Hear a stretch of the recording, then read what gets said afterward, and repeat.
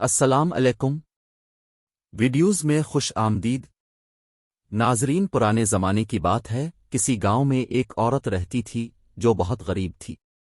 اس کا شوہر بے روزگار تھا اور مالی حالات بہت خراب تھے۔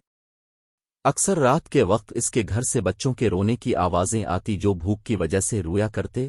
اپنے حالات سے تنگ اور پریشان کر ایک دن وہ عورت محلہ کی مسجد میں گئی، امام صاحب سے ملاقات کی اور اپنے حالات بیان کرتے ہوئے کہنے لگی، کیا آپ کوئی ایسا تعویذ لکھ کے دے دیں جس سے ہمارے حالات بدل جائیں؟ مولوی صاحب نے ایک تعویذ لکھ کے دیا اور وہ عورت اپنے گھر کو روانہ ہو گئی۔ اب خدا کی شان دیکھیں کہ رات کو ایک چور جب چوری کرنے کے بعد ان کی چھت سے گزر رہا تھا تو گزرتے ہوئے اس کی جیب سے ایک تھیلی ان کے صحن میں گر گئی جو سونے کے سکوں سے بھری تھی۔ صبح نیند سے بیدار ہونے کے بعد اس عورت نے جب تھیلی دیکھی اور اندر سونا دیکھا تو اس کی خوشی کی انتہا نہ رہی۔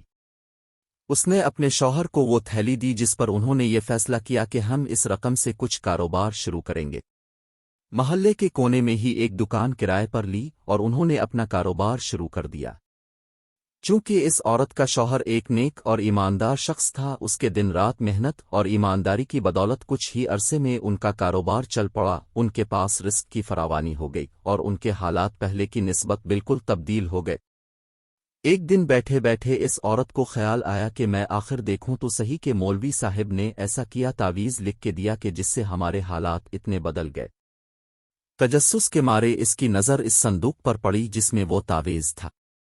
صندوق سے جب تعویذ نکال کر اس عورت نے دیکھا تو اس پہ صرف اتنا لکھا تھا کہ جب تمہارے پاس رزق کی فراوانی ہو جائے تو سب صندوق میں رکھنے کے بجائے چند ان گھروں میں دے دینا جہاں سے رات کو بچوں کے رونے کی آواز آتی ہے۔